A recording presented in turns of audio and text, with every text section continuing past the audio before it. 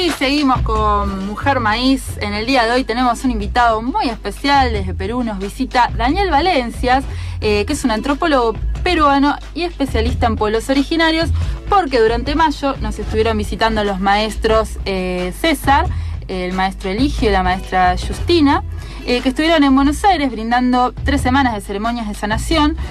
Son maestros yipivos con 30 años de experiencia en el mundo de la ayahuasca y de las plantas medicinales de la Amazonia. Así que lo tenemos a él, a Daniel, para que nos explique un poco de qué se trata esta medicina y las plantas sagradas. ¿Qué tal, Daniel? Muy buenas tardes. Muy buenas tardes a todos los oyentes de tu programa. Muchas gracias por la invitación. ¿Cómo estás? ¿Bien? Bien, todo bueno, bien. Nos alegramos mucho, muy bienvenido aquí. Bueno, nos gustaría que nos cuentes un poco a nosotros y a los oyentes de qué se trata estas ceremonias que estuvieron brindando los maestros en Buenos Aires. ¿De qué se trata la planta sagrada ayahuasca? Bueno, antes que nada, quería manifestar mi gratitud a todas las personas que aquí en Buenos Aires nos han acogido para un poco dar a conocer este conocimiento, esa sabiduría ancestral que pertenece o es patrimonio de los pueblos indígenas de la Amazonía, no solamente de Perú, ¿no? Porque corresponde a la Amazonía peruana, boliviana, brasilera, colombiana, ¿no? Bueno, la ayahuasca es parte de la estructura medular de lo que significa la cosmovisión amazónica o con la cosmovisión del pueblo shipibo principalmente, ¿no?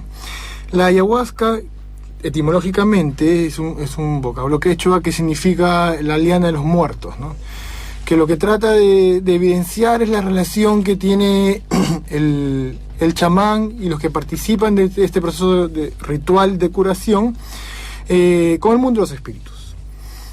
Ante esto hay que aclarar que el mundo de los espíritus para los shipibos específicamente pertenece al mundo real, que no es, digamos, un episodio onírico o paradisiaco o post-mortem como es para nosotros, ¿no? Es decir, que no es que accedamos a un mundo espiritual después de morir, sino que el mundo espiritual convive con el mundo de los vivos, mejor dicho, ¿no? Sin embargo, lo que nos permite esta ayahuasca, yo lo llamo libro de conocimiento, porque es un libro de conocimiento del mundo, o sea, y del universo para mí, porque nos traslada dentro del proceso de visionario en el que uno puede llegar con la medicina a el conocimiento acerca del origen y la naturaleza de la existencia misma, ¿no? Entonces, es como un portal hacia ese mundo del hombre del bosque, porque todos los seres a los que se refiere la ayahuasca habitan o se representan dentro del bosque mismo, ¿no? Sean dueños de alguna planta, sean guardianes del bosque o sean algunos tótems o animales que actualmente viven en el bosque, ¿no? O sea, eso principalmente es, ¿no? Ahora, para contarles cuál es la función de la medicina, tendría que contarles un poco cuál es la forma en cómo se vive, digamos, en la selva peruana o en la Amazonía peruana, ¿no? La Amazonía peruana está habitada por algo de 40 etnias, más o menos, ¿no? Pertenecientes a diferentes grupos etnolingüísticos que las agrupan, valga la redundancia, y que entre ellas están emparentadas por la forma en cómo enfrentan la naturaleza y cómo ellos pueden, a partir de ese enfrentamiento a la naturaleza, desarrollar todo un repertorio material que les permite subsistir y a la vez hace referencia a cómo ellos le dan nombre al mundo espiritual, a las relaciones recíprocas que tienen con el bosque y que además les genera algunas técnicas de subsistencia con respecto a los ríos, con respecto a la recolección, con respecto a la caza, que juntos hacen todo lo que es esta cosmovisión, ¿no? Lo principal para entender dentro de la cosmovisión amazónica es que es un mundo práctico. No es un mundo como el que conocemos nosotros, que está basado en un repertorio de conocimientos lineal, histórico, sino que se concentra a partir de hitos fundacionales que pueden ser el jefe de la comunidad, un animal tótem en el pasado, o simplemente una identidad, ¿no? En este caso, para el pueblo shipibo, la ayahuasca se convierte como en el hilo, el que hilvana la estructura general del pueblo shipibo, ¿no? Tanto para el aspecto artístico como el aspecto sanador, como en algunos valores que comparten todos los pueblos shipibo, ¿no? Bien, Daniel, ¿y cuál es la cosmovisión del pueblo, no? Bueno, en general cuando uno habla de cosmovisión está hablando de filosofía. Sin embargo, como la filosofía indígena es ágrafa, no tiene como, digamos, un catálogo de las categorías como lo tiene nuestra sociedad, estas categorías, se les puede llamar, están representadas o se depositan en personas de sabiduría, ¿no? Entonces estas personas de sabiduría en algún momento fueron líderes de este pueblo shipibo, ¿no? Que valga la pena decirlo, es el pueblo que se ha adaptado mucho más al contacto entre, digamos, la colonia y lo que fue el pasado originario de los pueblos indígenas. En el Perú es el mayoritario de todos los pueblos indígenas, teniendo alrededor de 30.000 habitantes aproximadamente, ¿no? Y teniendo una época de resistencia y además de eso, de dominio con los otros pueblos que estaban a su alrededor, que también eran enemigos naturales, digámoslo así, ¿no? Principalmente el mundo está contenido para los shipibos por una gran boa. Es una boa que contiene al mundo vivo, que sería el mundo de la tierra, por ejemplo, por decirla de alguna manera, la Tierra Media, que está bajo lo que es el mundo superior, el mundo del cielo, y el mundo inferior, que es el inframundo, ¿no? El inframundo está habitado por el Gran Caimán, que es el que, digamos, de alguna manera rige la parte espiritual post-mortem, y que está ligado también al agua y al fin del río, ¿no? Y la parte del cielo, que está ligado al nacimiento del río, y que está ligado al cóndor, que está ligado al cenit, que está ligado a la vida y a otras cosas, ¿no? En medio de este mundo hay un gran árbol, y ese gran árbol es el que le da el centro al mundo shipibo. Tal como yo le decía, en los pueblos originarios es muy importante el centro, porque más allá de recordar una historia lineal, ellos tratan de reconstruirse a partir de un centro en donde estén, ¿no? ¿A qué me refiero con esto? Porque la agricultura o la horticultura de los pueblos indígenas siempre ha sido rotativa. Y además de ello, la casa temporalmente se va como moviendo dentro de lo que es el bosque, o sea, los animales de casa, y además el río también se va moviendo. A pesar de que uno piensa que los ríos son como eternos donde están, ¿no? Las cuencas de los ríos se van moviendo con el tiempo, etcétera, etcétera, ¿no? Y sobre todo de que estos grupos indígenas cada cierto tiempo van mudando el lugar donde viven para acceder a suelos con mayor riqueza y fertilidad. Entonces, si uno combina todos estos elementos, ¿no? Se da cuenta de que es importante para las comunidades amazónicas el reconstruir el centro donde vayan, ¿no? O sea, alejándose de la idea que nosotros tenemos, que es de asentarnos eternamente en un territorio, ¿no? Y construir una ciudad sobre otra ciudad, ¿no? Si uno escarba las ciudades coloniales o las ciudades antiguas, va a encontrar otras ciudades debajo, ¿no? En la Amazonía no se va a encontrar eso, ¿no? O sea, se van a encontrar dispersos centros que fueron poblados en algún momento, y de ahí vienen los territorios sacralizados, ¿no? Porque hay antiguos que todavía recuerdan dónde fue el lugar anterior donde estuvieron, y eso se convierte en una geografía sacralizada porque en ese lugar estuvieron sus antepasados y están enterrados los ombligos de los anteriores, ¿no? Entonces, ante ello, la que sostiene esta estructura con este centro, que es un gran árbol, es una gran boa, ¿no? Que se llama en Ishipibo Ronin, ¿no? El gran Ronin, ¿no? Y ese gran Ronin es también el dueño de la ayahuasca. Entonces ahí viene como el canal o la ligazón tan especial que hay entre el aparato mágico ritual de los shipibos con la cosmovisión shipibo. Muy bien. ¿Y cualquiera puede ser chamán? No. Cualquiera puede ser chamán. Porque sí. Hoy pensamos que hay tanto, uno ve en Facebook un montón de lugares a donde puede ir, o muchos guías, chamanes, sanadores, curanderos. Entonces la gran pregunta es ¿qué condiciones tiene que tener, o si cualquiera puede ser un chamán? Bueno, es que esa es la pretensión de todos. Lo que pasa es que vamos a tener un tema un poco complicado, pero voy a tratar de ser lo más didáctico posible, ¿no? Cuando uno habla de la ayahuasca y del camino de aprendizaje, ¿no? Hay dos perspectivas que uno puede seguir, ¿no? El camino del poder o el camino de la curación. Cuando uno es llamado, ¿no? Y eso quiero como dejarlo como bien claro, cuando uno es llamado al camino de la medicina, es después de haber pasado por mucho tiempo en donde está claro sobre cuál es su naturaleza como ser humano, como persona, cuál es su papel dentro de este mundo, cuál es su relación con la medicina, qué espera la medicina de uno, o uno qué espera de la medicina. Muchas veces entra la gente y toma 2 veces ayahuasca y dice, no, yo ya quiero ser chamán, yo voy a ser chamán, porque nos vemos espiritualmente tan elevados, o la medicina nos ofrece tantas posibilidades que uno dice, no, yo soy un iluminado. Y ese es, digamos, el gran filtro de la medicina, ¿no?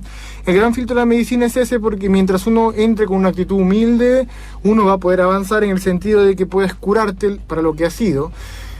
Cualquiera dice, entonces todos estamos enfermos. Yo digo, de alguna manera sí, ¿no? De alguna manera sí, porque a pesar de que podamos gastar miles de dólares en nuestra vida en psicoanalista, lo más importante del hombre es, yo creo, poderse ver a sí mismo, ¿no? O sea, tiene esa capacidad de poder ver a sí mismo sin que nadie te esté diciendo que tú tienes esto o el otro, ¿no?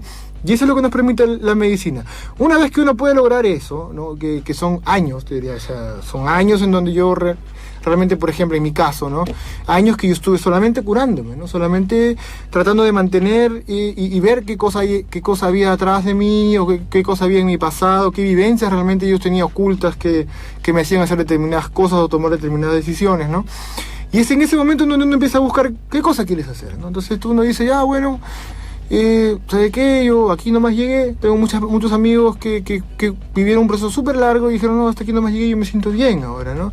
Y que van de vez en cuando o hacen de vez en cuando una ceremonia, pero que hasta ahí nomás llegaron, ¿no? Y igual tengo la experiencia de algunos otros amigos que fueron muy rápido y les asombró el poder que uno puede tener, o sea, que los maestros pueden tener, o los chamanes con la medicina, y dijeron, no, yo quiero ser chamán, empezaron a hacer dietas muy fuertes, largos, y al final terminaron medios como un poco más peor de lo que llegaron, ¿no? Y en eso yo soy bastante incisivo en el sentido de que para llegar a la medicina uno tiene que esperar que ella te diga qué cosa tienes que hacer, ¿no?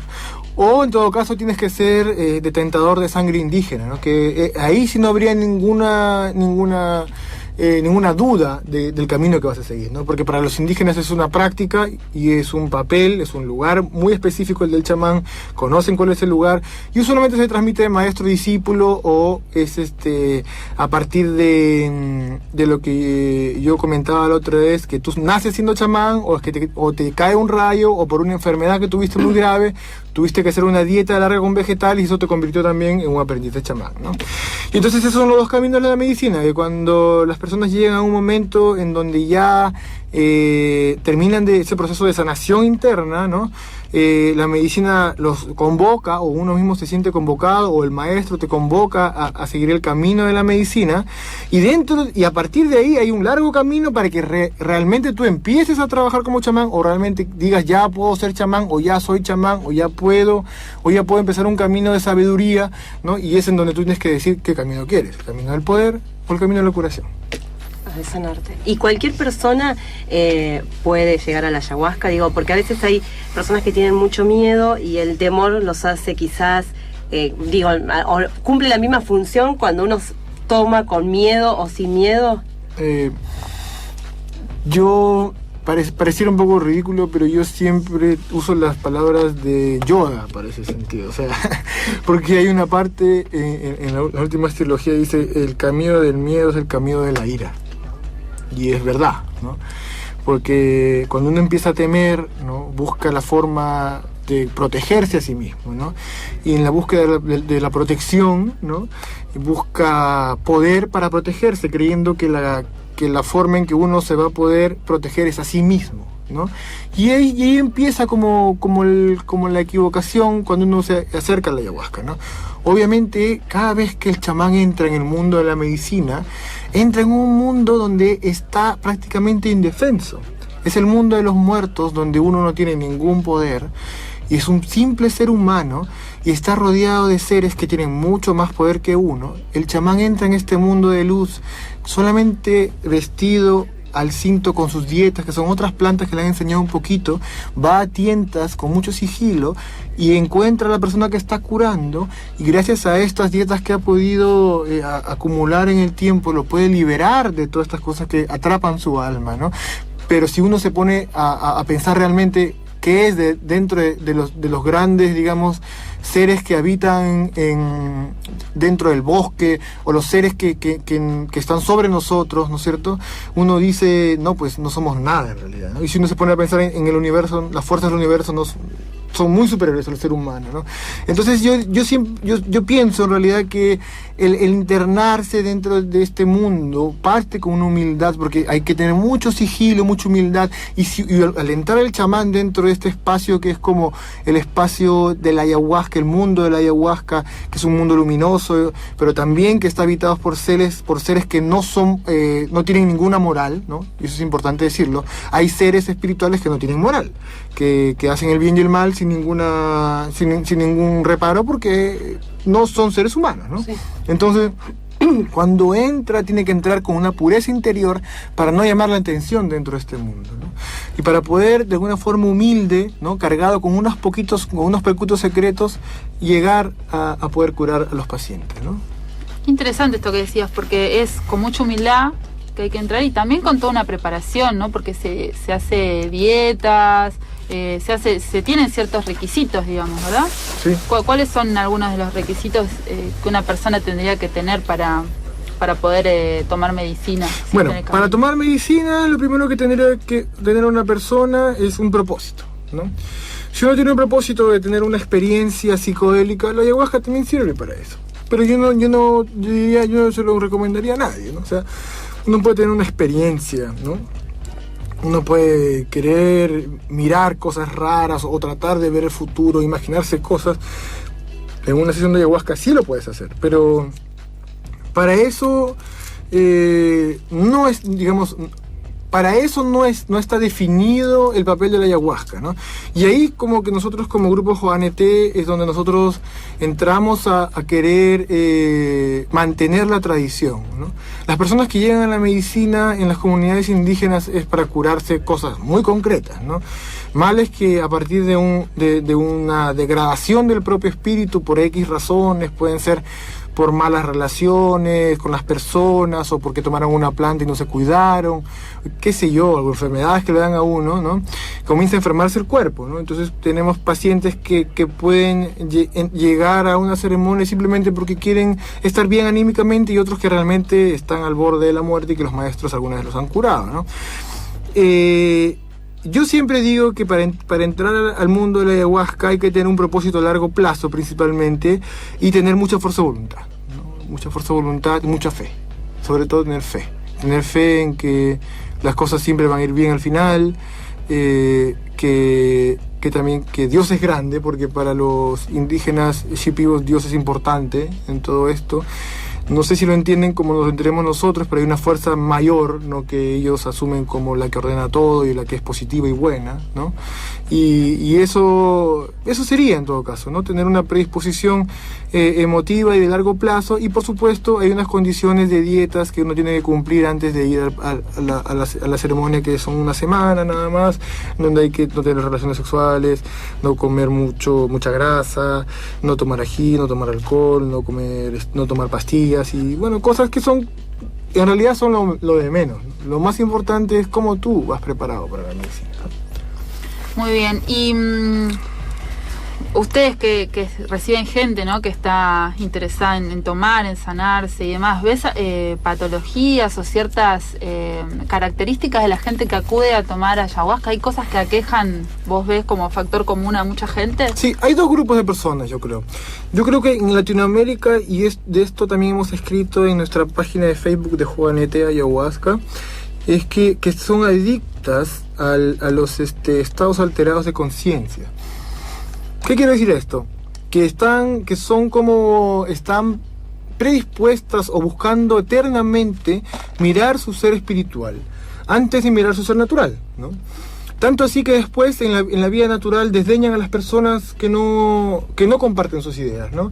Y bueno, es un camino, a mi entender, no es el camino que la ayahuasca nos ofrece, ¿no? El mirar todo el tiempo nuestro ser espiritual va a desdeñar lo natural, va a desdeñar a las personas que de alguna forma quieren vivir el día a día, que tienen una familia y que tienen que trabajar o que manejan un auto, y yo porque quiero mantener la naturaleza manejo mi bicicleta y te discrimino porque te gusta la plata, etcétera, etcétera, ¿no? Y otras personas que buscan la experiencia, ¿no? La experiencia, ¿no? Y son las pocas las que realmente vienen con una intención principalmente para curar adicciones, para curar depresiones largas que han generado ya cosas físicas, ¿no? Y otras que son muy pocas, pero que van con fe a curarse enfermedades específicas, ¿no? Para los cuales ya uno accede no solamente a la ayahuasca, sino a todo un conjunto de plantas que pertenecen a la Amazonía en este caso, y que el chamán conoce porque las ha dietado o porque ha estado cerca de ellas y conoce cuál es la posología, de alguna forma.